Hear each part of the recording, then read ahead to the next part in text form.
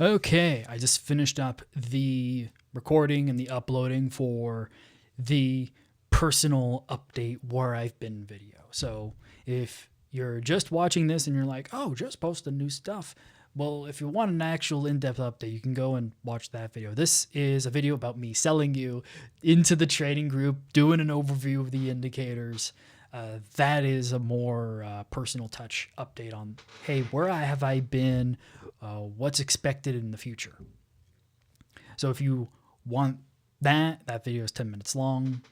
I tried to make it 5 minutes. I tried to make it short, but it ended up being 10 minutes long. Watch it at 2x speed if you want it to actually be 5 minutes. But for all you guys who are interested in learning more about the indicators in my work or my trading group, or they're, just want access to the Black Friday code because you're already sold on my stuff, just use the code Black Friday. It gives you 30% off. If you're already subscribed, by the way, if you are on a plan that's longer a month and you're getting, like, let's say an annual discount already, you can also apply the Black Friday code and get an extra discount on top of the annual subscription. And it's 30% off. It's a big chunk that you save when you use the Black Friday code. And I only do sales on Black Friday. I only do Black Friday sales. I don't do Christmas and Memorial Day and Valentine's Day and 4th of July sales. No, I just do Black Friday. It's the only sale I have on my trading group and indicators all year. So if you want to kind of secure your spot with this discount, go ahead and start a trial with the discount. And then by the end of the trial, after you want me to walk you through some stuff, after you've integrated into the trading group, then you can be like, oh, okay, I'm cool with this. And then you can secure 30% off forever. This isn't a discount where it's like, oh, after 1 month, after your first year of subscription, then the discount goes away and you have to pay 30, 50% more. No. Once you're in at a price, you're locked in at the price, and that's how it is. I personally don't like it when people do that to me on their subscriptions. I'm not going to do that to you. So without further delay, let me actually tell you and show you what's actually in the subscription. So most of you already know me through, most likely, probability cones, which is this indicator, which is free, or you know me through Wayne's pivots. And this is the most popular premium pivot points indicator on the entire TradingView platform. It is so feature rich. But in the trading group, with all the indicators that are involved in that subscription, you likely have seen probability pivots. And probability pivots is now really old, so I've replaced it with an all-in-one indicator, because for probability pivots, you needed to load up Wayne's pivots and probability pivots. You had to have two indicators that were separate to make them work. Get rid of that. Just slap on probability pivot points 2.0. And bada bing, bada boom, you got a dashboard, you got closing probabilities, you have the probability weighted pivot, which is what this thing is. And also, I'll move myself. I'll just jump over here. So real quick, let's break this down. Let's start with this table here. This just shows you in columns each bias pivot point strategy. And you can go into the settings and show more. Just these are the ones that are on by default. Excuse me. And then in each row is a different statistic. So these are your odds of hitting the entry zone. Here are your odds of hitting the exit zone. Here are your odds of overshooting the exit take profit zone. Here are your odds of hitting a stop loss for each of these biases. Look, the standard bearish bias hits its stop loss 64% of the time. That's pretty useful information. That's just for this particular month. And then it shows you next month's odds. So just like with Wayne's pivots, it's going to show you the next period's pivots so you can plan for the next month or the next week. And the data only loads for monthly, weekly, quarterly. So just keep that in mind. Now, for this next period, we can look through it, maybe find something interesting. Oh, this range bullish column here, there's some pretty good odds. I like that. Odds of hitting the exit zone is 42%. Odds of going past the exit zone is 53%. That's what the overshoot means. So I'm going to go into the settings, set the bias to range bullish. Is that right? Yeah, that's what it says right there, range bullish. So we're going to go ahead and set the pivot point bias to range bullish. And that would be my nominal expectation going into next month for December. Now this is using seasonal data, and this is just a nominal expectation based on just the seasonal data. Sometimes seasonal data isn't enough, but I'll tell you what, it's better than having absolutely no data and doing no other research. This seasonal probability pivot point odds indicator was, I developed it a long time ago, and this is a major upgrade compared to that. And man, it's so nice when you can say, oh, here are the odds. 25% of the time, the close for the month of December occurs between R0.5 and R1. Now, I know other people don't necessarily use this 0.5's midpoint label style, but you can use the M legacy style if you want.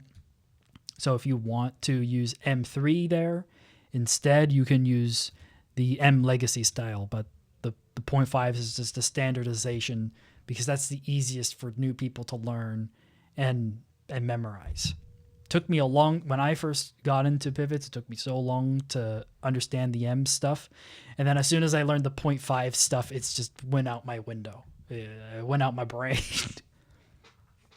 So you can load the closing data and it'll tell you, okay, here are the odds of the close for the month coming in between any two pivots, but you can use high and low data. So we can say like, oh, here are the odds where the top for the month comes in between any two pivots. 42% of the time, the top for the month in December comes in between R0.5 and R1.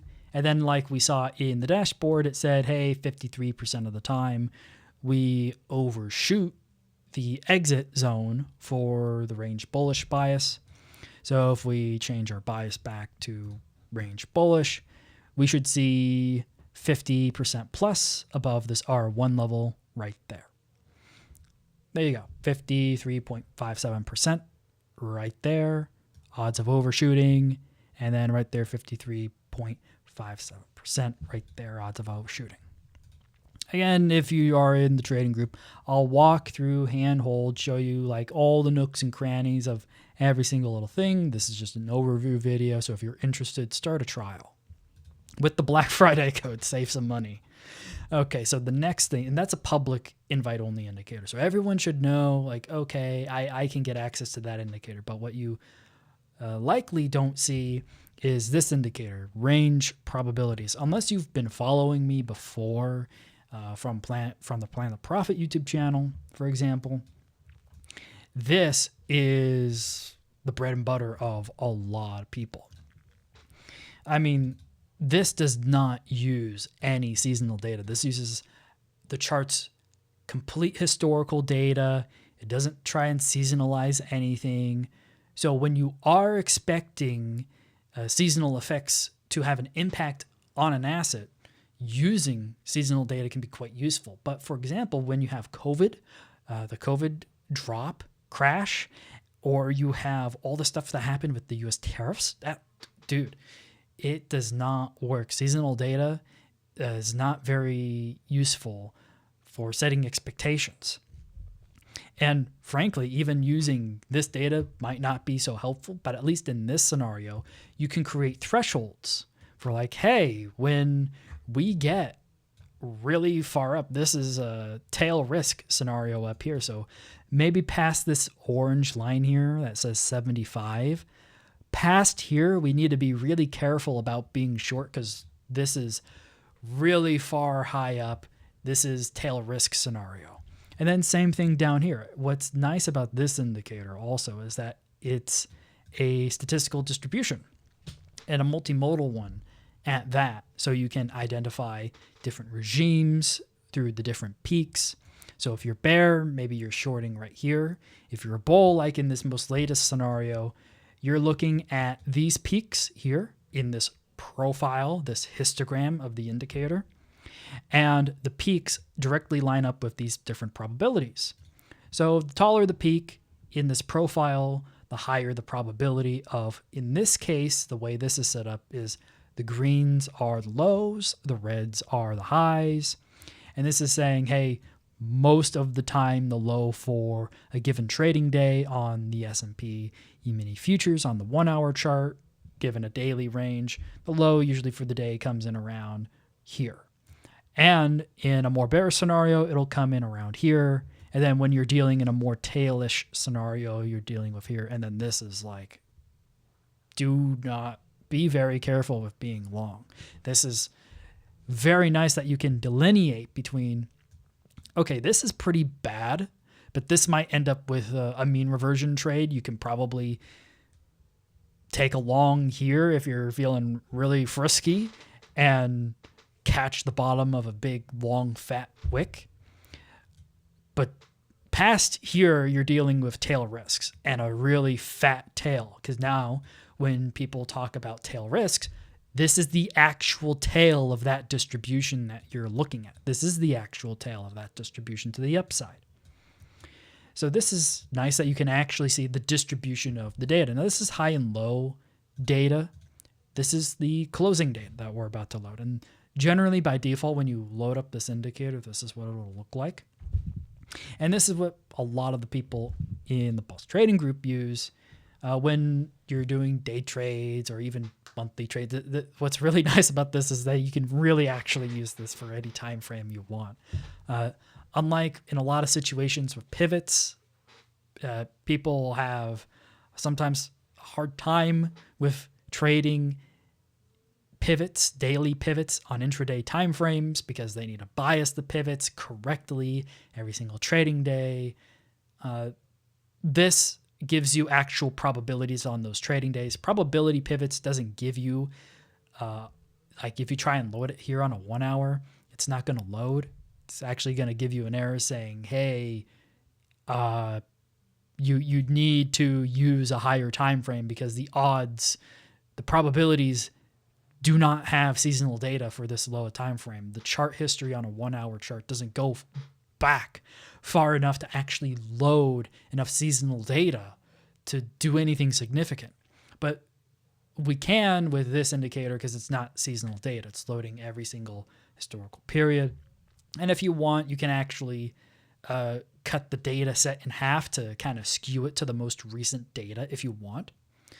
But I'll go over that in the trading group during your trial if you want to learn more about it. And that one indicator alone gets most people into the trading group because they're like, whoa, that's actually really cool. I haven't seen something like that on TradingView before, or even on MT4 or MT5. The next thing I like to use in combination with the ranges, and it's this thing here called timing dots. And I'll turn off the probability pivots here. So timing dots is coming from something that was deficient in, so first, probability pivot points was seasonal statistics. Then range probabilities is non-seasonal statistics. And also it distanced itself from using pivot points to create the ranges to, okay, what are just the general returns and what's the distribution of returns? So you are now no longer using pivot points to determine the distance at which to buy or sell at discretionarily. This is the next step, but it doesn't have super high, what I call, it doesn't have a whole lot of data that simply applies to it. It has so few samples. while range probabilities will simulate paths and elements of that distribution 30,000 times and give you a lot of data and load the entire chart's history, this timing dots indicator loads specific data points. So what it's doing is it's going back throughout the entire chart history and trying to find similar times where the top of the month occurred here. So you can see, oh, this is the very first trading day in November right here, where this red box is. And then from that red box, it looks throughout the entire chart history and says, okay, where have there been times when the top for the month has essentially come in right off the bat, right off the gate here at the beginning of the month for the S&P. And how did the preceding low occur? Where did the preceding low occur from that top? And it went through the entire chart history and it looks for those occurrences. And it's like, okay, I looked through the entire chart history for times when we had tops that were similar to this little red box here. And here are all the subsequent lows in these little red dots. So that's why they're called timing dots. They give you the time and the price of prior similar historical events where we had a similar top or a similar bottom. That's what this green box here is. And that will create green dots on the upside. But you can actually see, like, oh, wow, when the top was here and it gave us actually quite good spots here. It says, hey, a lot of your lows were right around here. I mean, you can just kind of circle this and say, wow, you had that and you had this cluster. And then you have these risks right here that line up with your ranges on the low end. I believe this is it. Yeah. And what's nice is these two indicators kind of synergize. It was like, oh yeah, if this is the top, then maybe you don't want to be trading these green spots. Maybe you want to be trading more in these gray spots right here because you have more data points hanging around here. And not only that, but because this gives you the time ahead of time. So when the chart looks like this, it still gives you these red dots. So you can be like, oh, wow, that doesn't look so great. And you can hover your mouse over those particular bars in the future, get the calendar date, go to the economic calendar and find out, there's like this really important central bank meeting or this really important flash PMI coming out. And then you can be like, oh, okay, what are the expectations for that? Maybe I need to do a little bit more research. Oh, I can talk to somebody in the trading group about this and maybe get the research that they have access to, or get some commentary out of them, or maybe we can look at the charts together and come up with a plan of action of exactly how to approach this. And then, I mean, if this actually leads to, oh, I'm looking forward into the future, then backward. Because a lot of guys who, this is why I prefer the statistical analysis and using indicators to try and automate any kind of historical analysis and project that forward for you over doing technical analysis, which is, extending a line, or using some kind of momentum over bought over sold indicator. There's also guys who do fractal stuff where it's like, hey, let's find similar points and times where we've had similar patterns before, but then you're manually back testing this stuff. And that can take hours or days, depending on how efficient you are. And then you can also be just inaccurate. You can make a mistake in your calculations. So try and have an indicator do that for you, right? Pay me, get the indicator, and save hours and hours and hours of time. I mean, this is the back test. This distribution is the back test. These dots are the back test. They show you, okay, historically in similar scenarios, given this top for the month, if that's really the top, here are where we've had prior lows for the month for similar tops before. And like, oh, wow, somewhere around here, I got to be real careful. And then da da da da da da da da da. It goes a little bit further than even you would initially expect looking at the dots. Like, okay, there's a cluster here, kind of a cluster around here, maybe over here. And then you really got to be careful, because what if you cross these thresholds here, these low probability spaces over here? It's like a little bit increase in volatility can take you really far down really, really fast.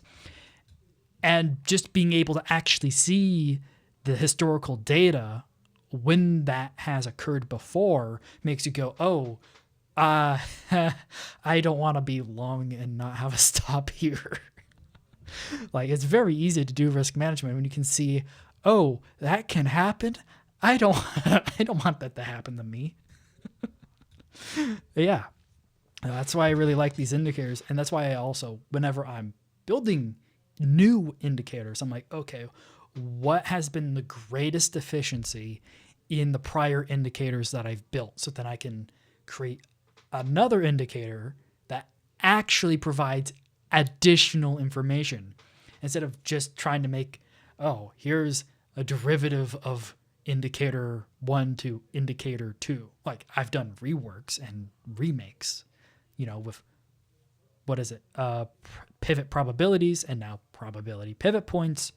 And now, next, with Wayne's Pivots Pro and Pivot Points Pro, there's a massive upgrade coming for that. And everyone with Wayne's Pivots Pro gets that one for free. So it's not like, oh, whenever I build the new indicators, it's going to be a rewrite, a rehash of something that already exists somewhere else. Like, no, we got to fill in a gap. There's also another indicator that you're going to get access to. It's still in alpha. It's still got a lot of use, though. It's this seasonal forecasts indicator. Now, this particular indicator, once we load it up, it's just going to give you a play-by-play, day-by-day breakdown of the seasonal data. So where probability pivots will give you seasonal data based on the pivot point ranges and weekly and monthly seasonality, this will give you the day-by-day breakdown. And you can still load this in weekly or monthly, and it will still give you weekly and monthly seasonality, but it looks kind of weird, honestly, which is why it's still technically in alpha. The mode that's best supported, by the way, is also, you don't have to do any configuration of these indicators. All these, outside of what I did with range probabilities, these things, and this is like a 2-minute setup here, not even. All these indicators, they just load. So minimal configuration. You don't need to do much. This indicator here, you just load it up on the daily chart, and it looks exactly the same. It's going to tell you, hey, you have a range of seasonal trading days that are kind of positive out into the future over here. And it gives you, oh, there's some pretty positive seasonal trading days here, some pretty negative ones here. This trading day here has some pretty fat top and bottom wicks. And especially in times where you have a lot of economic and central bank events, man, you can end up with some pretty fat wicks there on these bars here. And these bars are just a visual representation of what's here on this table. This table just gives you the in-depth look on, okay, here's how frequently each bar was bullish and bearish. Okay, here's the actual average return when it's bullish. Here's the average return when it's bearish. And I can scoop myself over here so then you can see it more clearly. And you can say, okay, here's the expected value. And generally speaking, the rule of thumb is when both of these rows in each column. When a whole row is red or a whole row is green, that's a lot easier to work with. But when you have a mismatch, you got to be careful. So you have some greens here where it's like, hey, 71% of the time, the 15th trading day of December for the S&P E-mini future is a green trading day. The close is above the open, 71.43% of the time.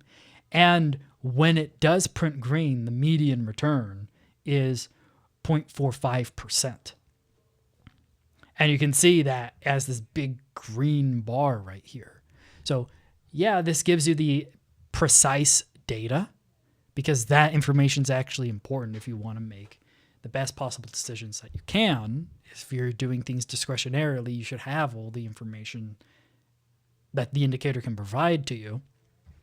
But these bars give you a nice immediate visual focus of like, something at the end over here. What does that look like? Wow, these are good numbers, right? So you get the nice visual representation and the quantitative measure of what is represented here. Similarly, and used much, much, much more frequently, especially if you're into FX, is the FX yield spreads. And you can see we're not on an FX chart, so it's going to tell you, hey, you need to load this thing on a Forex chart. And I'm in the way of the error, but it tells you, hey, only works on Forex chart symbols. So if we go to, I don't know, euro dollar. Now this is going to load and show you something that's been used. I'm going to put myself back over here again. I'm hopping back and forth. This is going to show you something that's been in use for the last 40 years now, I've learned, as a leading indicator of FX prices. And whenever you read institutional outlooks, commentary from guys who do this professionally for much longer than I have, so many banks and institutions use yield spreads as an indicator for setting their directional bias for FX pairs. It's a big deal. So I was having a hard time figuring out exactly how to use this data in an indicator, but I have 3 ways of viewing essentially what is the same data here. And just like with seasonal forecasts, you can just look at the bars and see like, oh, green is bullish, red is bearish, white is neutral. It's so intuitive and so straightforward. And then once you find an area that you're interested in, you're like, oh, okay, can I get a little more information about how bullish or how bearish this is? And that's what these table is showing here. So these hamburger bars is what I call them. They're just kind of showing you a visual rate of change of the data in this chart. So this is an aggregate of these hamburger bars. So the bar colors are an aggregate of these hamburger bars. And then these hamburger bars are an aggregate, a visual representation of the data here on the table. So the table is the actual numbers. This is showing you kind of the size of these numbers. And you can hover over them to get the exact numbers. But this is showing you, oh, this is the shape of what's on this dashboard. And the colors here are showing you the aggregate of what's here. And I'll show you when you sign up for the 10-day trial, walking through like, okay, here's how you interpret this. Here's how you read this. And then going through examples of where professionals have used this for their own analysis and actually show you situations where things changed so rapidly economically that this indicator broke down. And so you can be prepared to know, oh, what are the best? This is an indicator best used during particular regimes. And man, it can save you so much time figuring out issues with whether to stay in a trade or not in a trade. Because there will be technical indicators that are used for momentum and trend trading that are worse than this. And once you use it for long enough, you see why that is and why so many professionals for the last 40 years use this for forecasting FX prices. And they don't just do it discretionarily, they also put it in their quantitative models as well, which is rather interesting.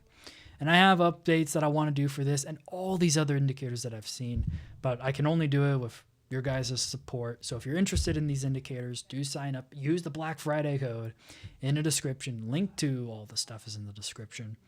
And if you just want to hang out and just want to see more information about this, or if you're interested in the Pine scripting side of things, you can reach out to me personally for information, or you can go to the Pine scripting section in the WAP store. That'll get you into some one-on-ones if you're really new to programming and just want some help with onboarding on PineScript, or you want to work with someone on an indicator while you're building it. All's good.